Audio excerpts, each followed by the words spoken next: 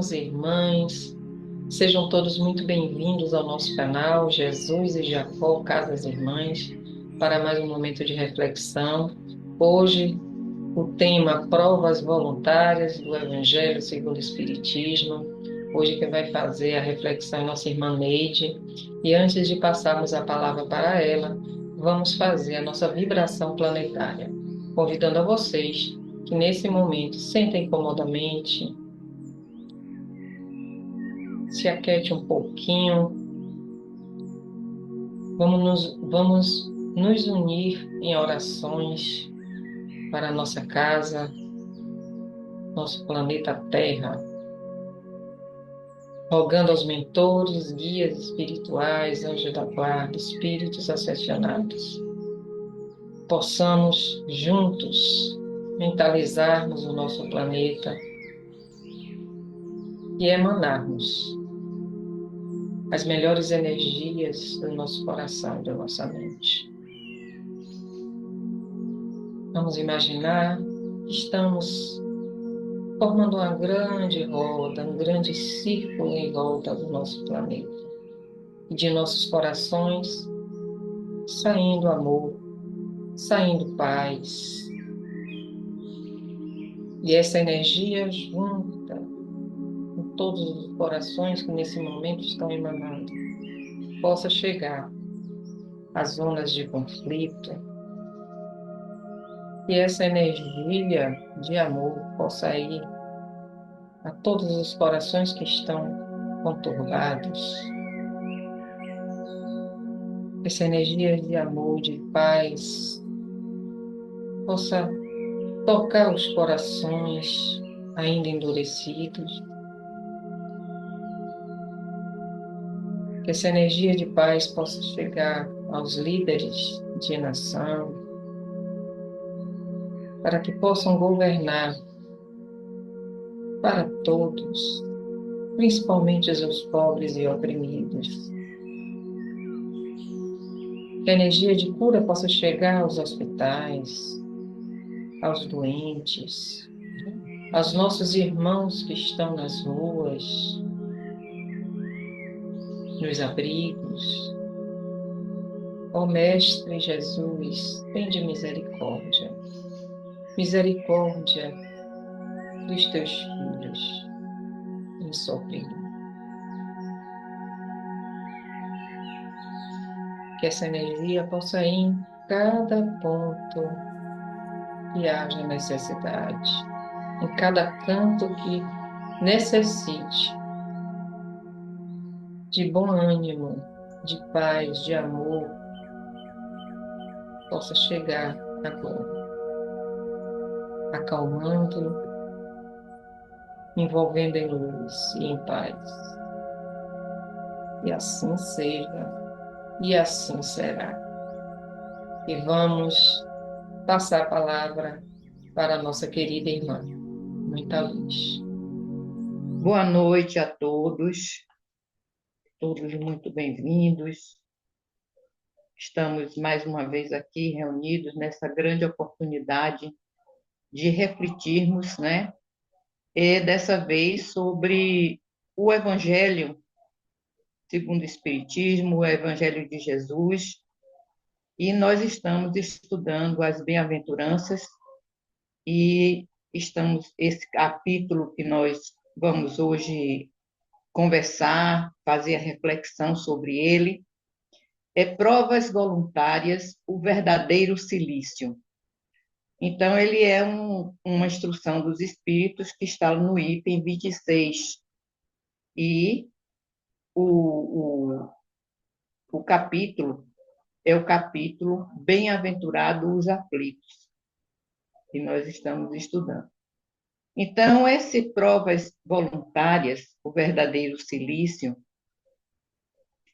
nos traz assim uma compreensão, o texto em si nos traz uma compreensão de que somente as provas bem suportadas podem nos conduzir a patamares mais elevados. Então, é esse o fundamento, né, do texto que o Espírito da instrução dos espíritos traz para nós. Então, se essas provas forem bem aceitas, bem suportadas, né, e nós vamos ver como é que nós podemos suportá-las estudando o texto, nós podemos alcançar patamares mais elevados, porque as provas todas que vêm em nossa vida, nada mais é do que lições, né, para que a gente aprenda a evoluir espiritualmente. Então, as provas não vão fazer com que a gente evolua materialmente, pessoalmente. A evolução, quando nós conseguimos vencer essas provas, superar essas provas, nos leva a uma elevação espiritual maior, né? E com isso, a gente vai valorizando a vida como sendo uma oportunidade valiosa para a nossa evolução. Então, nós temos que olhar as provas não como um castigo, mas sim uma oportunidade de evolução espiritual, de que nós tenhamos evolução espiritual. Então, o título é Provas Voluntárias, Verdadeiro Silício. Esse silício é escrito com C, né? Porque nós temos um elemento na química que é o silício, mas é escrito com S. Esse silício com C é um cinto, né, com pontas que muitas religiões, e antigamente até mesmo aqui no Brasil, era usado principalmente nessa época de Semana Santa, como se fosse uma autoflagelação, né, que as pessoas se chicoteavam, né, para usar, e esse silício era um cinto que apertava muito, então a cintura, a perna, e servia como se fosse um sacrifício que a pessoa ia fazer, uma penitência, né? Isso aí é utilizado, mas nós vamos ver adiante no texto qual é o verdadeiro silício que ele nos apresenta, que ele nos sugere para que nós possamos utilizar isso no nosso caminhar, né? Então, inicialmente no texto é perguntado, né, pelo próprio Espírito, um anjo guardião, se é lícito ao homem abrandar as suas próprias provas. Então, ele disse, a essa questão vem outra. Então, será que é lícito, por exemplo, uma pessoa que se afoga, como está lá no texto, uma pessoa que se afoga, não cuidar para salvar-se, pedir socorro, né? Ver meios de se salvar? Então, um espinho que entre no corpo, não, você também não, será que não é lícito você ir retirar aquilo que está lhe incomodando, que está lhe doendo? Uma doença, será que não é lícito procurar um médico, procurar meios de sanar? Aí ele diz que sim, que é lícito nós procurarmos abrandar as nossas provas, né? Abrandar as provas, por quê? Porque as provas têm por fim nos exercitar para que nós, como eu disse anteriormente, lá no início da conversa, para que a gente possa realmente evoluir espiritualmente. Então, as provas servem como um exercício, né? Para quê? Para a nossa inteligência, nós usarmos essa inteligência, tanto quanto a nossa paciência, que também nós temos que ter paciência para ir superando essas provas, e resignação também, né? Então, essas provas vêm para nós, todos nós temos provas, uns com mais, outros com menos, uns mais brandos, outros, às vezes, brando no momento, mais aguçado em outros, e assim a gente vai vivendo e superando, né? Isso aí. Então, e essas provas também, elas não são injustas, não são castigos, nós não podemos olhar a prova como um castigo divino, de jeito nenhum. Toda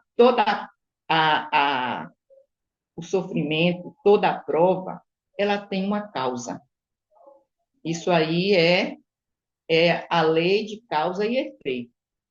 Então, toda prova tem uma causa.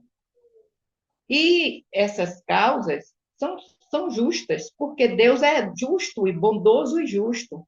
Se Deus é bondoso e justo, logicamente, essas causas não podem ser injustas, né? Elas são justas.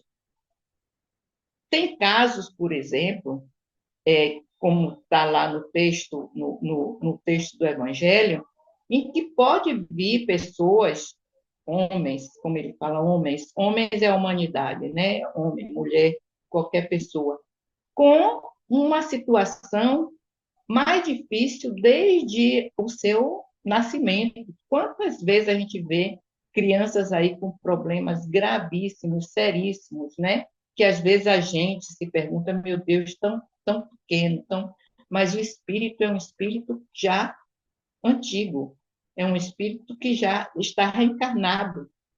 Então, é um espírito que traz uma bagagem. Às vezes, muitas vezes, por imprevidência nossa,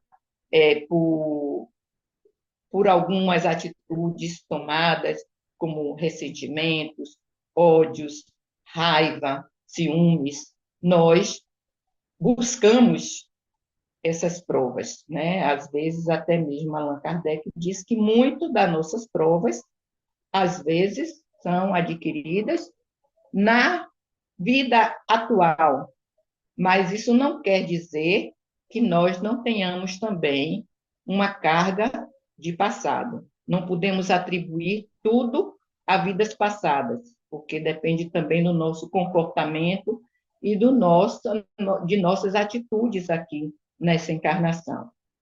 Então, para essas pessoas que às vezes vêm com cargas muito pesadas, muito difíceis, né? Essas dificuldades, vamos dizer assim, essas grandes dificuldades, são colocadas justamente para obrigar a pessoa a procurar os meios de vencer essas dificuldades. E isso está lá no projeto reencarnatório, com certeza, né? De lidar aquela situação. Eu me lembro bem, na época que eu tive, muitos conhecem a minha história de visão, né? Eu tive um, 2 anos assim muito difíceis, né, de visão, e, né, na minha trajetória de transplante, eu tive negação de transplantes por 2 vezes, aguardando e depois negando, mas eu nunca desisti. Eu tinha uma certeza tão grande, uma fé assim muito grande, que eu ia conseguir. E eu ia buscar, eu fui até procurar o presidente, que eu nem conhecia, nem sabia que era do órgão de transplantes. Então, eu lutei. Então, nessa trajetória, eu fiz o primeiro transplante e houve rejeição, mas eu não desisti, né? Houve rejeição, foi um período difícil, muito difícil, porque eu fiquei com uma visão pior do que já estava, né? Eu quase perdida mesmo a visão, mas eu não desisti e eu enfrentei uma segunda. Entrei de novo na fila e fui agraciada. Fui agraciada. Mas, no texto do Evangelho, ele nos fala o seguinte, que o mérito, o grande mérito do sofrimento que às vezes a gente passa, está na gente não murmurar, sofrer com resignação, não acomodação, que a acomodação, a negligência não seria uma virtude, né? Não seria uma preguiça de você se acomodar e ficar sentado à beira do caminho esperando que Deus faça. Não. Deus e está no Evangelho. Faça por tua parte que eu te ajudarei.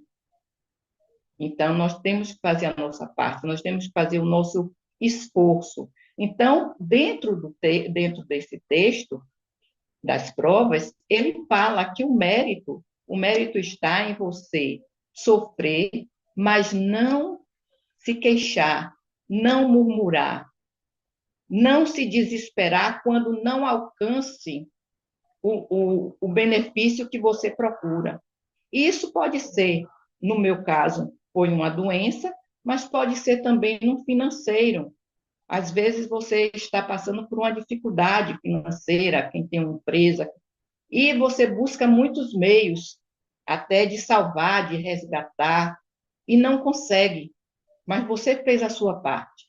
Mas você não pode também, por não conseguir, não pode também se desesperar. Você tem que continuar perseverando. É nisso aí que está o grande mérito. O mérito, não mérito material, pessoal, mas o mérito diante de Deus. O mérito diante de você conseguir ir superando as suas provas ou até mesmo se resignando. Porque a resignação é algo assim que se entende como uma finalidade do sofrimento e sabe que muitas vezes depende de nós produzirmos os nossos próprios esforços, né? Então, a resignação está em a gente produzir os esforços para que a gente possa atenuar esses problemas, esses sofrimentos. E o acomodado, não. O acomodado é aquele que não quer fazer nenhum esforço. Não quer, porque a luta é grande. A luta não é pequena, né? Para você vencer as provas que você tem que enfrentar na vida, é duro, não é fácil, mas você não pode simplesmente acomodar e deixar tudo, não. Eu é isso mesmo, a vida é assim, e vamos deixar como está. Então, isso aí é uma acomodação, é uma negligência, porque você não quer fazer dar o melhor de você para lutar, para vencer aquele problema. Então, a finalidade da dor, ela é educativa, é nos educar. Educar para quê? Para que a gente possa ter uma elevação espiritual mais adiante. Então, cada vez que a gente supere uma, uma dor, um sofrimento, uma prova, quer seja ela de qualquer esfera, nós temos um aprendizado, é uma educação. E com isso, a gente vai burilando a nossa alma, vai trabalhando a nossa reforma íntima, procurando se elevar, porque na hora que a gente enfrenta uma dor, enfrenta com resignação, com paciência, com benevolência, com amor, então tudo isso é virtude. Porque muitas vezes o que é que acontece? Quantas dores nós mesmos geramos por força do orgulho, da vaidade, da prática de ressentimento, de guardar mágoa, né, por ciúmes, por maledicência. Então, às vezes, nós provocamos muitas dores, muitas dificuldades na vida, devido a algumas atitudes que tomamos, que não são atitudes benéficas ao crescimento espiritual. Então, como eu disse anteriormente, Allan Kardec diz que muitas dores nossas são causadas nessa existência. Claro que existe as do passado, que serve para o quê? Para burilar o nosso espírito, para nos educar espiritualmente, para que, aos poucos, nós ganhemos patamares mais elevados espiritualmente, né? A gente cresça espiritualmente. Então, esse texto, está no bem-aventurado os aflitos, e com isso, Jesus não, vamos dizer assim, não enalteceu que essas aflições fossem exacerbadas. Então, lá no texto tem o seguinte: há mérito em procurar as aflições, agravando as provas por sofrimento voluntário. Então, o Espírito que escreveu o texto, ele diz que nós já temos provas suficientes.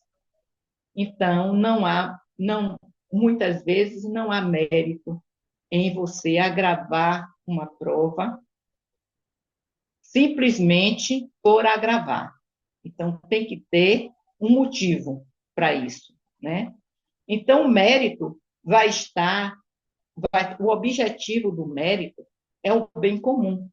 Então, você simplesmente agravar uma prova por egoísmo ou por dizer que é como o uso desse silício como uma punição,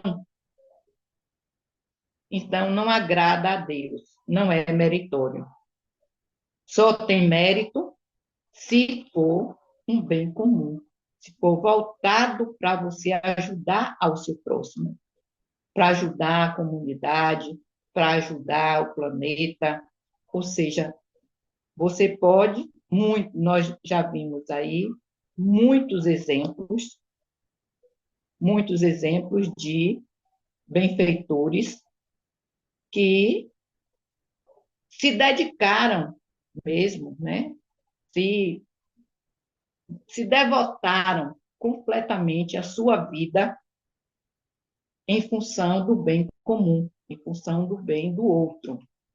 Então, nesse caso, tem mérito, né? No caso de um agravamento espontâneo, único e exclusivamente pensando em si, ou seja, em punir-se para agradar a Deus, então isso aí o Espírito diz que é bobagem. Então, não leva a mérito algum. E eu pesquisando, ele falou também sobre insulamento, né? Então, ele não aprova, e diz que o insulamento, o isolamento, não é benéfico, não vai trazer mérito algum. E nós vemos também lá no Livro dos Espíritos, ele fala do insulamento e do celibato. Lá na questão é 698 e 699. Então, Allan Kardec pergunta: o celibato voluntário representa um estado de perfeição meritório aos olhos de Deus? Não. E os que assim vivem por egoísmo desagradam a Deus e enganam o mundo. Então, o celibato é com fins egoístas somente para se eximir, né, de um convívio, porque em questões anteriores a essa questão, Allan Kardec conversa com os espíritos e os espíritos enaltecem a, as vantagens que existem no casamento, na união das pessoas, para que possam evoluir juntas, né? Para haver realmente o convívio. Então, esse celibato, único e exclusivamente por egoísmo, não leva a mérito algum. Mas, em contrapartida, lá na próxima pergunta, que é a 699, ele diz o seguinte: da parte de certas pessoas, o celibato não será um sacrifício que fazem com o fim de se votarem de modo mais completo ao serviço da humanidade? Aí ele diz que sim, esse tipo de celibato, ele é meritório nos olhos de Deus, né? E nós vemos aí vários, né? Nós temos Irmã Dulce, nós temos Chico Xavier, nós temos Divaldo, que não constituíram família, não tiveram filhos biológicos, para se devotar ao trabalho humano, da humanidade. Então, são vários. E nesse caso aí, esse celibato é um mérito, um grande mérito, por sinal, né? E, e ele fala aqui na vida social também. Na vida social, quando ele fala de isolamento, insulamento, está voltado à vida social. E lá no Livro dos Espíritos, Allan Kardec diz: a vida social é natural, e o Espírito responde: certamente, Deus fez o homem para viver em sociedade. Deus não deu inutilmente ao homem a palavra e todas as outras faculdades necessárias à vida de relação. Então, através das relações, do confronto de relações, é que nós evoluímos. Então, o insulamento, o isolamento, vai contra a lei de Deus, que é a lei natural, a vida social. Para que essa vida social? Para que haja relacionamentos e haja, vamos dizer assim, aprimoramento das relações, através da família, através do trabalho, através de amigos. E aqui no Livro dos Espíritos, ele traz que o isolamento, o insulamento, enfraquece, embrutece o homem. Ao invés dele evoluir, para que evolua espiritualmente, como ele vai evoluir espiritualmente? Porque um depende do outro, né? O ser humano tem essa interdependência. Então, nós podemos até viver um tempo isolado, mas, ou momentos que nós queremos ficar sozinhos, mas não podemos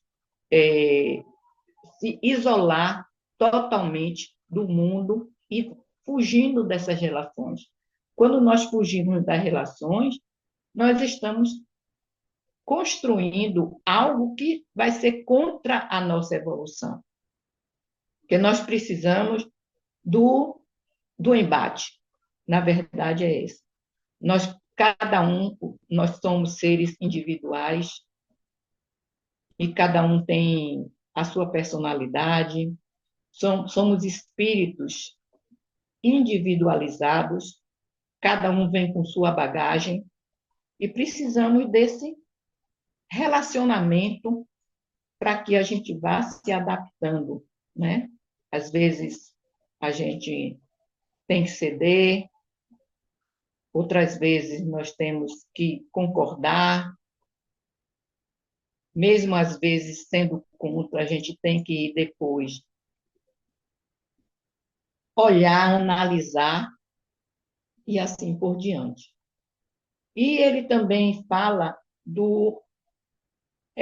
além do isolamento, do insulamento, da lei do silêncio. Então, essa lei do silêncio, também, diante aqui no Livro dos Espíritos, ele diz que não tem nenhum benefício. Que ele diz assim: que pensar do voto de silêncio prescrito por algumas seitas, desde as mais remotas antiguidades? Perguntai antes a vós mesmos se a palavra é faculdade natural e por que Deus a concedeu ao homem. Então, é necessário que, através da palavra, nós levamos tanta coisa boa, tanto consolo, tanto conhecimento, Então, essa lei do silêncio, de você se isolar e também silenciar, não traz mérito algum para a evolução espiritual. Ou seja, não é mérito que agrade a Deus, nenhum nem outro. Muitas vezes, precisamos de silêncio. Então, qual é o silêncio meritório? É um silêncio onde você se recolhe, você ora, você precisa de silêncio.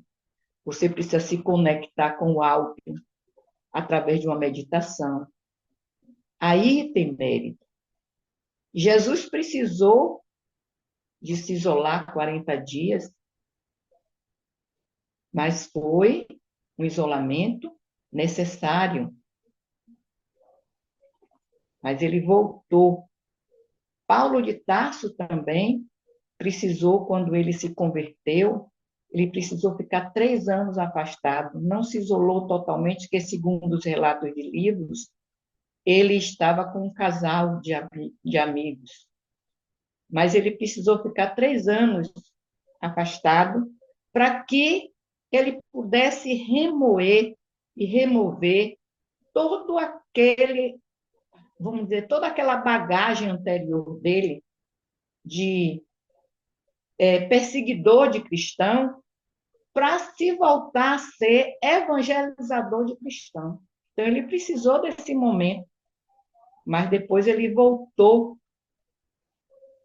e voltou para justamente estar nesse contato diário, levando a palavra para que as pessoas pudessem evoluir também espiritualmente. Então, o silêncio e o insulamento, o celibato, só é necessário, só é visto com bons olhos, com mérito diante de Deus, quando tem um benefício que se volte para o bem da humanidade, para o bem do seu próximo, para o bem do seu próximo. Então, no Evangelho também de Mateus, eu não sei se vocês, é um evangelho até muito longo, onde Jesus vai separar os bons dos maus, né?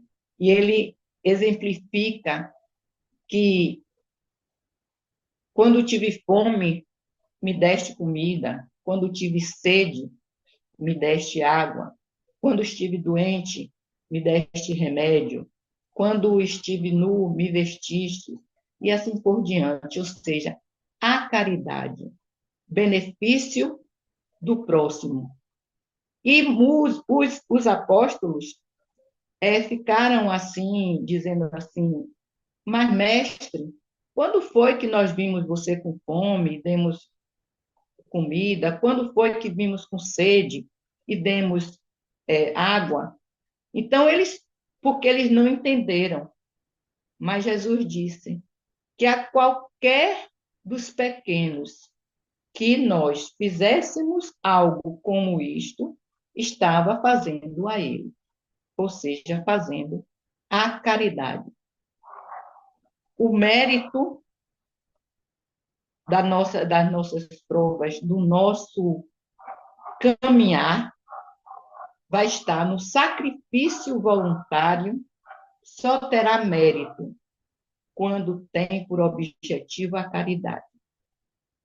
Então, se o sacrifício que fizermos não tiver o objetivo da caridade, não tem mérito.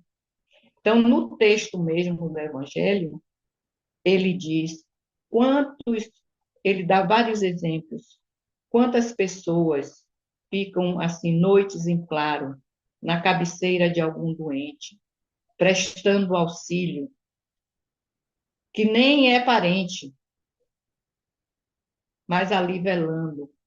Vamos voltar assim para a nossa vivência, na época mesmo daquelas enchentes do Rio Grande do Sul.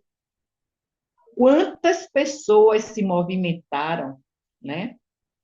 Dando de si, passando noites para socorrer pessoas que eles nem conheciam, animais que eram animais, mas estavam sendo resgatados. Então, não dormiam, comiam muito mal, era um sacrifício. Então, sacrifício em função da caridade. Então, esse sacrifício é um sacrifício meritório. Então, no final do texto do Evangelho, ele nos convida a, através da caridade, abraçar esse silício para a nossa vida. Então, ele diz que esse é o grande silício, não é o silício que foi utilizado para o martírio físico, mas esse silício é que salva. Esse silício é que vai lhe dar o grande pulo para a elevação espiritual. O sacrifício com o objetivo de caridade, com o objetivo de olhar o outro, não esquecendo também de nós, porque nós temos que nos cuidar para cuidar do outro, né? Então, nós temos que fazer esse trabalho, esse movimento, para que nós possamos crescer espiritualmente e galgar patamares cada vez mais elevados. Então, essa foi a reflexão nossa dessa noite, e eu agradeço a oportunidade também de estudar, né? Que é uma grande oportunidade que a gente tem de pesquisar, de estudar, e cada vez mais que a gente lê, a gente entende melhor e pega alguma coisa a mais para engrossar o nosso portfólio, na verdade. Então, uma boa noite a todos. Jesus que nos abençoe e nos dê muita luz e muita paz. Olá, irmãos, mais uma vez. Gratidão à nossa irmã Neide pela reflexão da noite de hoje. Que possamos dar continuidade a esse estudo, lendo o Evangelho segundo o Espiritismo. E vamos, nesse momento, passarmos para a segunda parte, que é o atendimento espiritual. Você que já faz tratamento, ou que está vindo pela primeira vez, sente comodamente, numa posição de receptividade. Não esqueça o seu copo com água, sua garrafa de água para ser fluidificada. Vamos aquietarmos a nossa mente, o nosso corpo, fechando nossos olhos, elevando o pensamento a Jesus, a Nossa Senhora, fazendo o exercício da respiração. Sinta o ar entrando e saindo das suas narinas. Concentre-se na sua respiração. Se perceba, relaxe, relaxe pernas, pés, relaxe os ombros, relaxe seu corpo, seja ele esteja sentado, deitado. Relaxe, mas numa posição de receptividade, com as mãos espalmadas para cima, na sua coxa. Inspire profundamente. Sinta o ar entrando e saindo. Mais uma vez, inspire, acalmando a sua mente, seu pensamento procure estar voltado para aqui e agora. E os 3 atendentes espirituais vão agora se aproximar de nós. Chega mais pertinho. Iniciar o tratamento, iniciar o atendimento espiritual. Mantenha seus olhos fechados. Mantenha sua mente em elevação ao alto. Pense em Jesus e Nossa Senhora. Entregue a Deus o seu problema. Relaxe.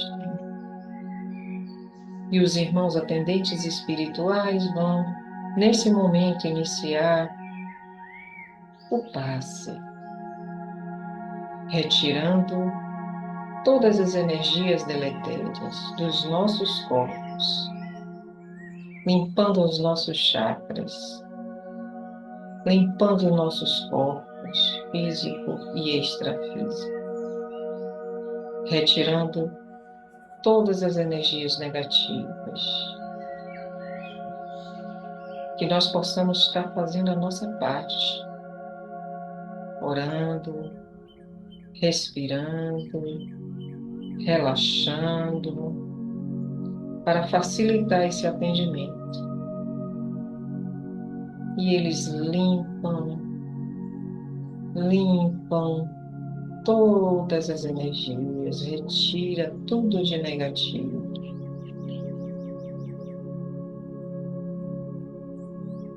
E depois de retirar essas energias, eles colocam na Gaia, na Mãe Terra, dispersando toda a negatividade. E agora eles trazem fluidos reparadores, fluidos conforme a nossa necessidade, transformando esses fluidos numa chuva prateada que vai ser derramada no topo da nossa cabeça, no nosso chakra coronário, esse chakra distribuidor. E essas energias vão descendo, passando por todos os pontos energéticos, passando pela coluna, veias, vasos, artérias, células, órgãos, tudo sendo energizado. Essa chuva prateada vai passando por todo o nosso corpo. Inspire profundamente. Solte o ar bem devagar. Inspire mais uma vez.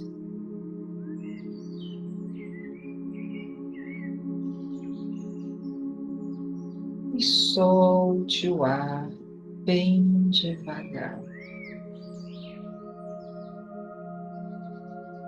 Mais uma vez, inspire profundamente.